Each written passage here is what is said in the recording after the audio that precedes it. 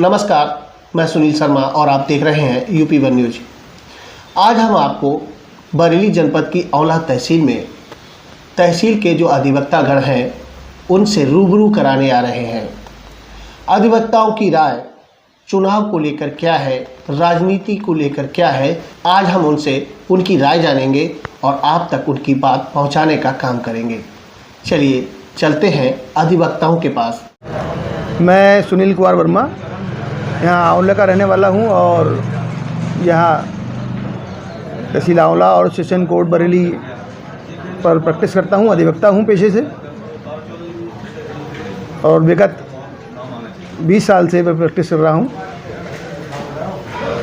देखिए, आज की जो वर्तमान राजनीति है, मैं चूँकि एक ऐसे पेशे से हूँ, मैं किसी पार्टी विशेष से नहीं हूँ, लेकिन मैं अगर इन सारी चीज़ों को आज की वर्तमान राजनीति को लेकर सोचता हूँ तो मेरा सोचना और कहना यही होगा कि आज की जो वर्तमान राजनीति है अपने मूल उद्देश्य से बिल्कुल हटी हुई है और विगत पिछले काफ़ी समय से जो मुद्दे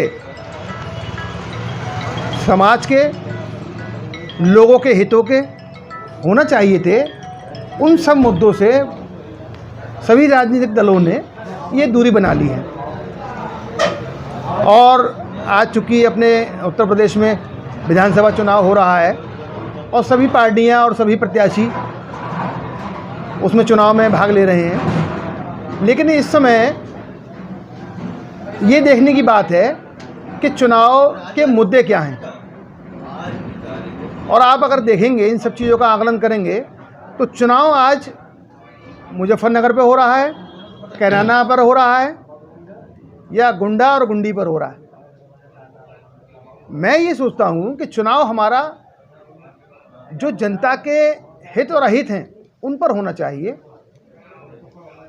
लेकिन कोई भी प्रत्याशी या सरकार, बहुत समय से ऐसा हो रहा है कि लोगों को केवल लुभाने वाली चीज़ें लाई जा रही हैं। मसलन कि हम लैपटॉप बांटेंगे, मोबाइल बांटेंगे या बिजली फ्री करेंगे। ये चीज़ें मैं समझता हूँ कि थोड़ी देर के लिए लोगों को लुभा सकते हैं और उनको प्रभावित करके उनका वोट लिया जा सकता है। मैं समझता हूँ कि लोगों के मुद्दे ये होना चाहिए, प्रत्याशियों के भी, कि हम आपको सक्षम कैसे बनाएंगे।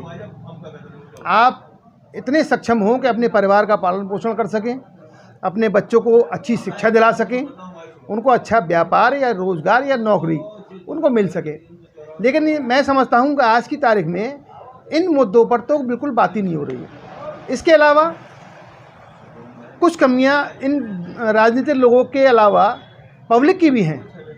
आज की तारीख में अगर कोई प्रत्याशी हमसे वोट मांगने आता है, जनता से वोट मांगने आता है, तो हम लोग उससे सवाल नहीं करते कि भाई आप किन मुद्दों पर आए हो, और आप अगर लगातार 2 बार 3 बार या दूसरी बार आए हो या पहली बार आए हो तो आपका चुनावी एजेंडा क्या होगा, आप जनता के हित के लिए क्या काम करेंगे, ये सवाल हम उनसे नहीं करते। और अगर सवाल करें तो मैं समझता हूँ कि वो अपने एजेंडे बताएंगे, अपने बिंदु बताएंगे और किन मुद्दों पर चुनाव लड़ रहे हैं वो ये जनता के सामने रखेंगे। लेकिन सबसे बड़ी खामी यही है कि हम लोग आज की राजनीति में अपने व्यक्तिगत हितों को लेकर किसी भी राजनीतिक दल से या किसी भी प्रत्याशी से जुड़े हुए हैं। हम उनसे किसी भी तरह का ये सवाल नहीं करते कि भाई शिक्षा के लिए क्या किया जाना चाहिए, स्वास्थ्य के लिए किया जाना चाहिए, रोज़गार के लिए क्या किया जाना चाहिए। इस पर आप अपनी स्थिति साफ करें। मैं समझता हूँ शिक्षा और स्वास्थ्य 2 ऐसी चीज़ें हैं जो हमारे देश में बहुत ही सस्ती उस पर उपलब्ध होना चाहिए। शिक्षा अगर सस्ती होगी तो समाज का प्रत्येक व्यक्ति शिक्षित होगा। दूसरी बात, स्वास्थ्य सेवाएं, ये कम से कम होना चाहिए। स्वास्थ्य सेवाएं लोगों के पास अधिक से अधिक पहुँचें, क्योंकि आज की तारीख में सबसे ज़्यादा पैसा हमारा स्वास्थ्य पर खर्च होता है।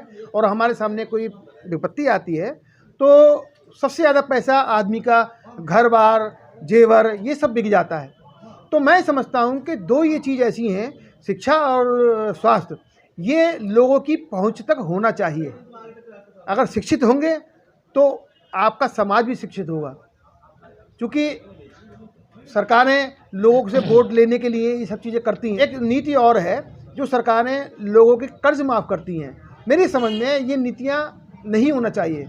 नीति ये होना चाहिए कि आप उनका ब्याज कम कर सकती हैं, आप लोगों को रोज़गार मुहैया कराकर उनको खुद में कमाने की मादा पैदा कर सकते हैं। लोगों को फ्री चीज़ें मिलना ये उनकी क्षमता को बिल्कुल ख़त्म कर देना है। आप जो कर्ज माफ़ किया जाता है वो उन लोगों का ही होता है जो बिल्कुल देना ही नहीं चाहते। जो व्यक्ति लगातार अपना पैसा भर रहा है वो लगातार उस पैसे को अपने भरता है ब्याज के और लोन के। लेकिन जो लोग बिल्कुल ना देहंद हैं, बिल्कुल देना ही नहीं चाहते, पैसा उनका माफ़ होता है और वो पैसा जो है उन लोगों से भरपाई की जाती है जो लोग ईमानदारी से टैक्स भर रहे हैं। तो मेरा सोचना ये है कि मुफ्तखोरी समाज के लिए एक बहुत ही बुरी प्रथा है जो वर्तमान समय में सभी राजनीतिक दल इसका इस्तेमाल कर रहे हैं। ये नहीं होना चाहिए। आप लोगों को इतना सक्षम बना दीजिए कि वो लैपटॉप भी अपना ख़रीद लें, राशन अपना ख़रीदें, स्वाभिमान से अपना काम धाम करें। तो मेरी ये इस बात पर राय है। मैं इस बात से बिल्कुल सहमत नहीं हूँ कि लोगों को मुफ्तखोरी की आदत डाली जाए। हमने ऐसा भी देखा है, सुना है, हम लोग पढ़ते हैं तो पहले ये होता था कि लोगों को अगर उनको लाभ पहुँचाना है तो उनको कह दिया गया कि भाई ये फ़लाँ इमारत का निर्माण होना है और आइए और काम करिए। उससे क्या होता था कि वो अपना काम कर रहे हैं, उनको उसका मजदूरी मिल रही है और अपना भरण पोषण कर रहे हैं। अब आज की तारीख में अगर किसी व्यक्ति को घर बैठे अगर खाने को मिलेगा, काम धाम नहीं करेगा, तो उसकी सोच और उसकी कार्य क्षमता ही खत्म हो जाएगी। हम अपने समाज को स्वस्थ मानसिकता का नहीं बना रहे हैं। हम एक गुलाम मानसिकता का समाज का निर्माण अनजाने में कर रहे हैं, मात्र इसके लिए कि हम सरकार में रहें।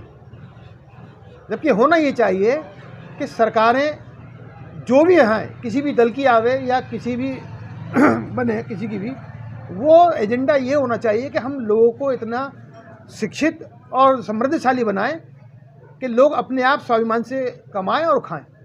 उनको सरकारों की तरफ हाथ फैलाना ना पड़े कि हम क्या मिलेगा हमको फ्री में। ये नीति गलत है। इससे स्वस्थ समाज का निर्माण नहीं हो सकता। जनता से मैं एक सबसे बड़ी बात कहना चाहता हूं कि वर्तमान में आज चुनाव हो रहे हैं पूरे प्रदेश में, तो जनता को अपने व्यक्तिगत हितों को हटाकर, हो सकता है कि सभी लोग किसी न किसी दल से, किसी न किसी पक्ष से या पार्टी से जुड़े होते हैं और वो केवल व्यक्तिगत हित सोचकर ही वोट कर दें, लेकिन अगर हम एक सामूहिक सोच सोचते हैं और सामाजिक रूप से सोचते हैं तो उनको ये सोचना चाहिए और अपने प्रत्याशियों से सवाल भी करना चाहिए कि अगर आपने पिछली उपलब्धियां बताई है, अब आएंगे आप सरकार में अगर, तो क्या करेंगे। और इसके बाद भी जब वो दोबारा आए मान लीजिए, तो आप उनसे कहिए कि आपने इतनी चीज़ें करी थी, उसका बताइए हमें क्या है। और अगर वो आपके आकलन पर खरे नहीं उतरते हैं तो मैं समझता हूँ हमें ऐसे जनप्रतिनिधियों को नहीं चुनना चाहिए। सबसे पहला सवाल यही है कि अगर जनता खुद सवाल करने लगेगी तो प्रतिनिधियों को काम करना पड़ेगा। और अगर हम अपने अधिकारों के प्रति उदासीन रहेंगे, क्योंकि आज अधिकार का समय है और कर्तव्यों का समय उन प्रत्याशियों का है जो चुनाव मैदान में आए हुए हैं, तो अपने इन अधिकारों का प्रयोग करते हुए ही हमें सबका आकलन करना चाहिए और उनसे हमेशा जो भी प्रतिनिधि हो, चाहे चुनाव कोई से भी हो, चाहे आपके जिला पंचायत का हो, चाहे प्रधानी का हो, ग्राम पंचायत का हो या जिला पंचायत का हो, किसी का भी हो, आप अपने जनप्रतिनिधियों से हमेशा सवाल करिए, उनसे पूछिए कि आप क्या करना चाहते हैं और आपने क्या किया। तभी सही वर्तमान परिप्रेक्ष्य में राजनीति अपने सही ढर्रे पर आएगी, वरना तो गाड़ी आज पटरी से उतरी हुई है।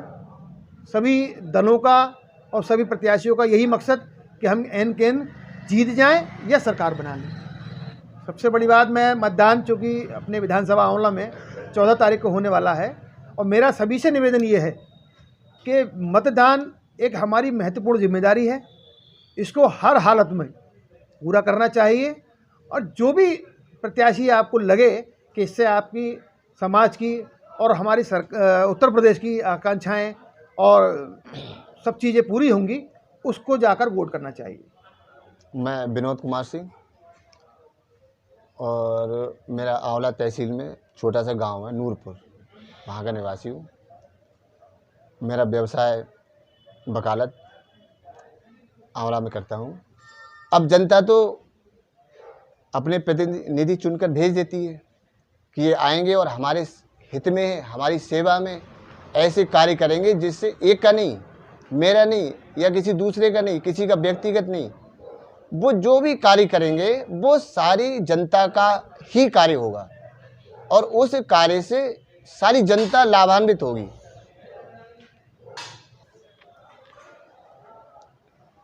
जनता के बीच जाने के बाद उन्होंने वो सारे कार्य नहीं किए जो जनता के बीच में आकर उन्होंने वायदे किए थे।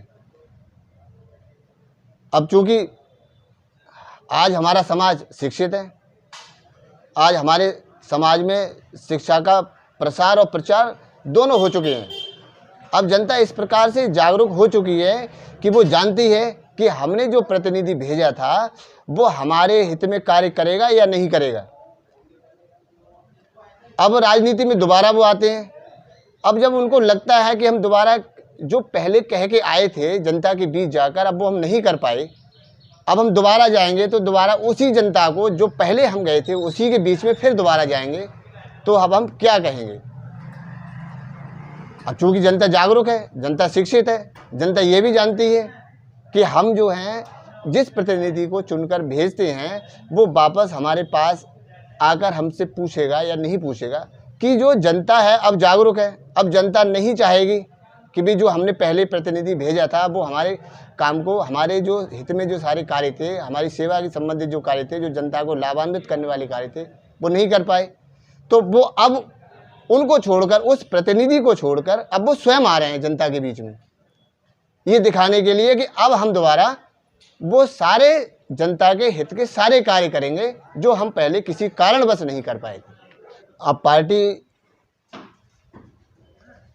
जब टिकट देती है तो वो सबसे पहले तो ये देखती है आज की राजनीति में कि ये इसकी जाति क्या है, कि भी इस जाति का है और उस क्षेत्र में जहाँ से वो प्रतिनिधि चुने जाने वाला है वो वहाँ पर बाहुल्य किसका है। तो सबसे पहले तो मेरा मानना है, पार्टी जो मानती हो, लेकिन मेरा मानना है कि वो व्यवस्था बिल्कुल समाप्त होनी चाहिए।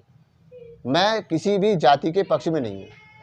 अब जाति का कोई भी हो, कोई भी अगर कोई कार्य किया जाता है तो विशेष जाति को नहीं है, वो सारे जाति जितने भी हैं, जितनी भी जातियाँ हैं उस क्षेत्र में, वो सारी जातियों से संबंधित है, एक जाति विशेष के लिए नहीं है। मेरे विचार से ऐसे व्यक्ति को, किसी भी पार्टी को ऐसे व्यक्ति को टिकट ही नहीं देना चाहिए जो आपराधिक प्रवृत्ति का व्यक्ति हो। अब जब आपराधिक प्रवृत्ति का व्यक्ति है तो स्वच्छ छवि का तो होना मुश्किल है, होगा ही नहीं। वो जब उसकी प्रवृत्ति ही आपराधिक है तो वो जनता के बीच में अपनी वो आपराधिक प्रवृत्ति को लेकर ही तो जाएगा, स्वच्छ छवि तो उसके पास है नहीं। तो जब उसके पास स्वच्छ छवि नहीं है तो वो जनता के हित में कोई कार्य नहीं कर पाएगा। जनता से मैं केवल इतना ही कहना चाहूँगा कि जनता अपना जो उसके पास अधिकार है मत देने का, जो उसका बहुमूल्य, जो उसके पास वस्तु है, जो मत है, वो अवश्य दे। मतदान जरूर करे और सोच समझ कर करे और ऐसे प्रत्याशी को, ऐसे उम्मीदवार का चयन करे जो स्वच्छ छवि का हो। मैं रामदुलार मौर्य, एडवोकेट, तहसील आंवला, जिला बरेली। मैं अपनी आंवला विधानसभा की सभी जनता से अपील करता हूं कि वह आने वाली 14 फरवरी को अधिक से अधिक मतदान करें और वह अच्छे छवि वाले प्रत्याशी को ही चयन करें।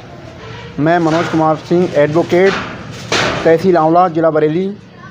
आंवला विधानसभा की समस्त जनता से अपील करता हूं कि आने वाली 14 फरवरी को समस्त आंवला विधानसभा की जनता कोविड गाइडलाइंस का पालन करते हुए स्वच्छ छवि वाले अपने नेता का चुनाव करें और मतदान अवश्य करें।